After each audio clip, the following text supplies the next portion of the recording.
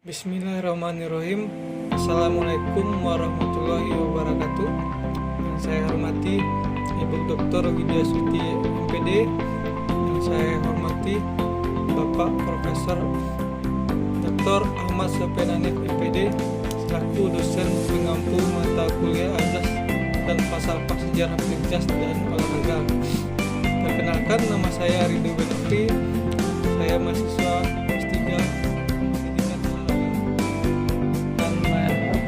presentasikan makalah saya yang berjudul Sistem Keolahragaan Nasional. Pertama, sebelum kita membahas adanya sistem keolahragaan nasional, itu kita harus perlunya kenapa diadakannya sistem keolahragaan nasional.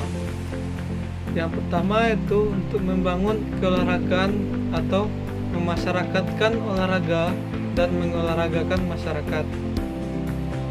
Dimulai dari pembahasan di tingkat bawah atau grassroots sampai ke tingkat yang prestasi paling tinggi atau medali emas Olimpiade. Diperlukannya ada suatu sistem keolahragaan nasional. Yang kedua itu membangun keolahragaan nasional merupakan suatu pekerjaan cukup besar dan kompleks. Biasanya anggaran diperlukan untuk membangun atau membiayai bangunan keolahragaan tidak mencukupi, sehingga diperlukan upaya lain untuk mencari kekurangan. Diperlukannya adanya sumber daya manusia yang pandai dan bijaksana. Terus yang ketiga itu perubahan akan selalu terjadi. Oleh karena itu, sistem yang dibangun hendaknya fleksibel dan rencana strategis harus dikembangkan agar terjadinya koordinasi dan kerjasama yang baik dengan semua pihak yang peduli dengan keolahragaan kita. Beberapa komponen yang tergabung dalam membangun suatu sistem keolahragaan nasional.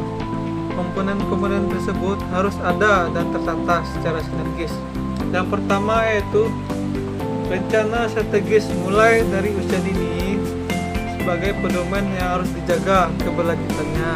Yang kedua itu penyelenggaraan melalui manajemen yang baik atau profesional.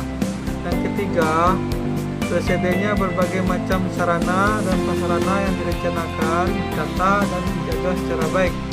Bukannya megah, tapi yang bermanfaat. Itu bermanfaat, bukan megah.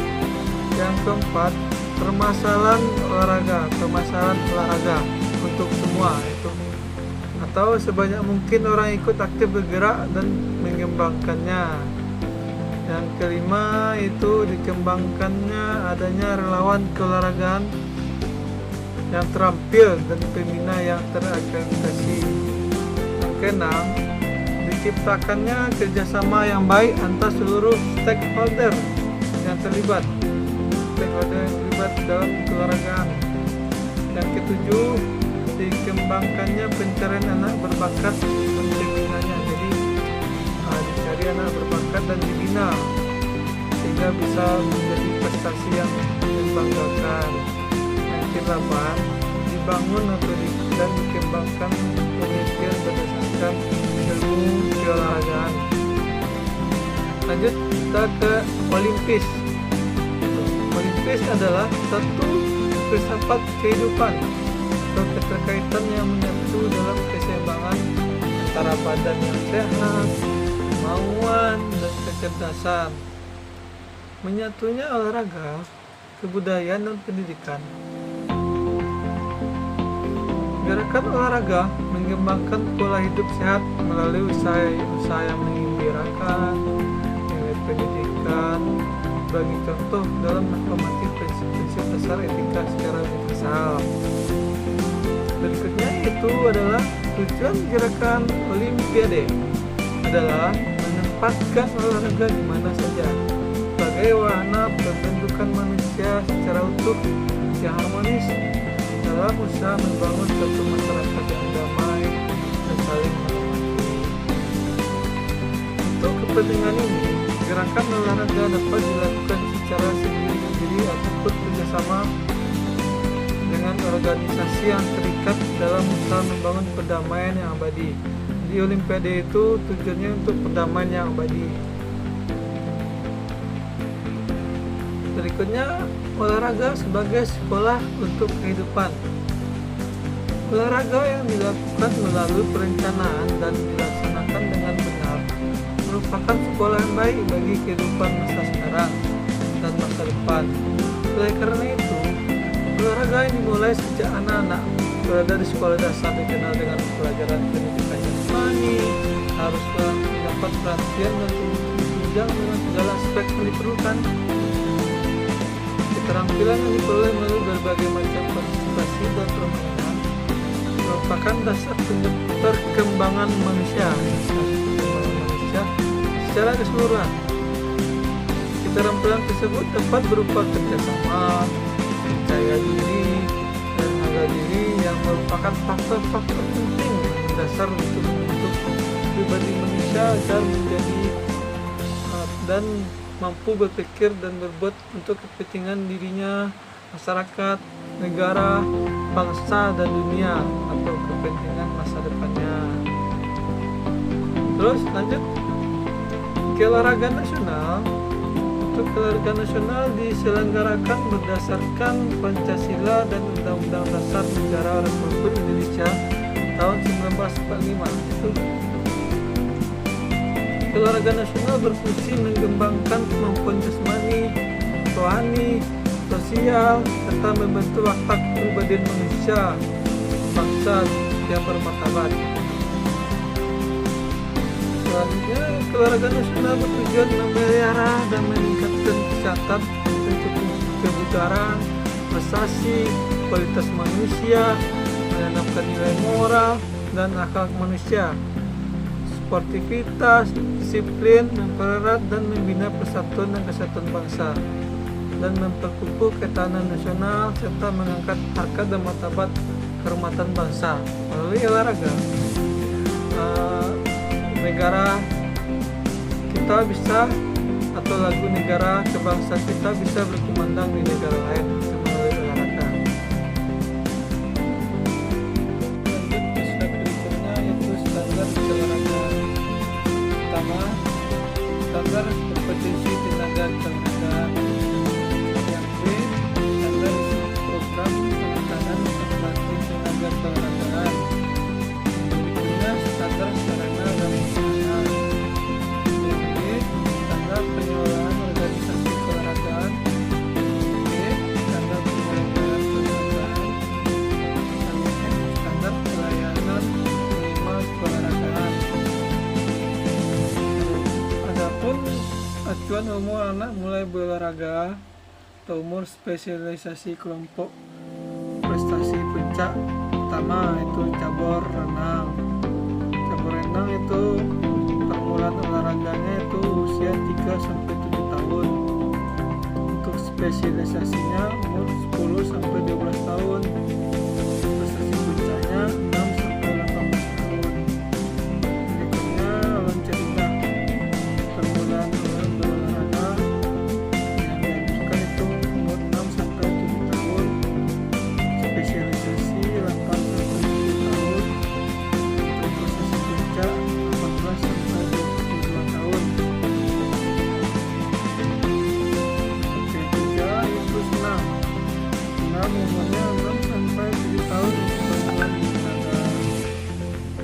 Berikutnya spesialisasi 12-14 tahun dan prestasi puncak 22-24 tahun. Ya, kita lanjut aja ya, kita naik ya. Satu, pembinaan.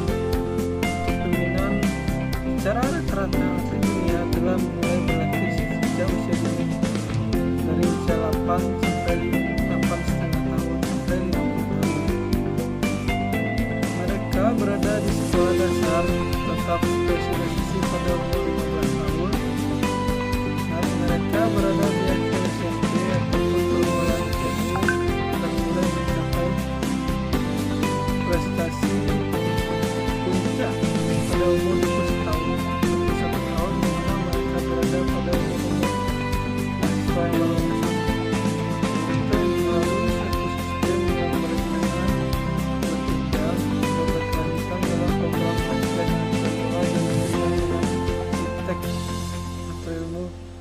iptek keolahragaan, dibina oleh pelatih ahli atau terakreditasi, serta dicukupi dengan tersedianya sarana dan prasarana yang memadai. Juga slide berikutnya, kata kunci dalam olahraga prestasi. Yang pertama yaitu pembinaan sejak usia dini. Jadi kalau pengen berprestasi, harus dibina sejak usia dini. Kalau udah remaja atau udah dewasa, untuk mencapai prestasi yang maksimal itu kurang. Dan berikutnya faktor sekolah. Semakin bagus sekolahnya, semakin bagus fasilitas sekolahnya, akan lebih menunjang prestasi olahraga tersebut.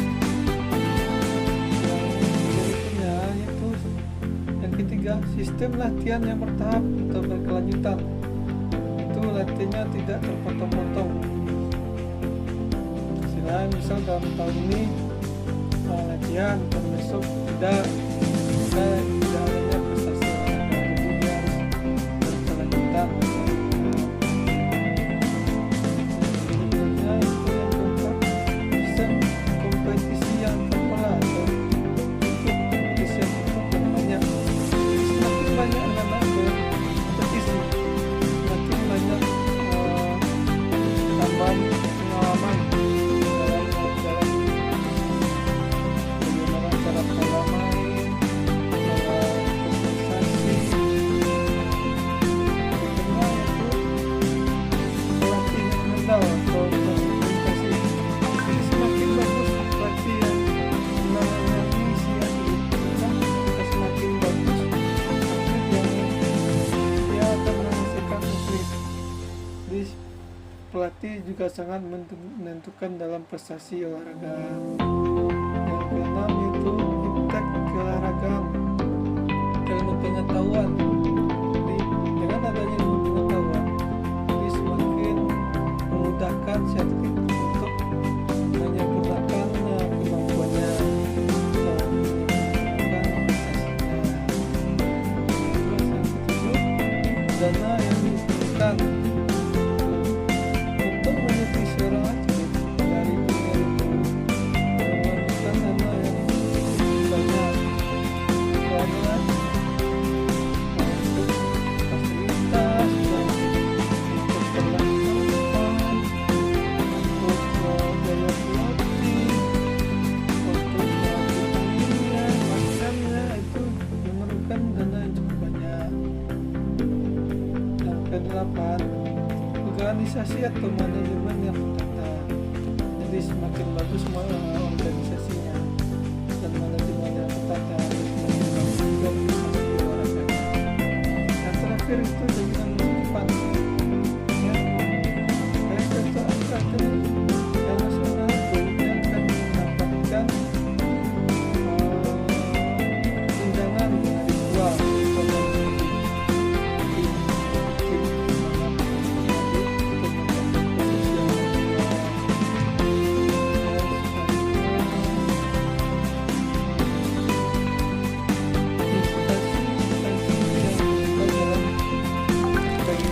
olahraga di Indonesia. Pertama, pemerintah daerah tanggung jawab melaksanakan pembinaan dan pengembangan olahraga yang meliputi pembinaan dan pengembangan olahraga.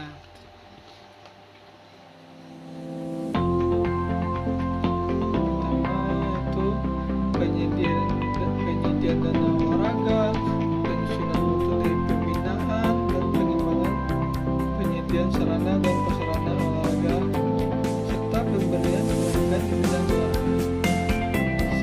Sarana yang bagus akan meningkatkan prestasi keolahragaan di Indonesia.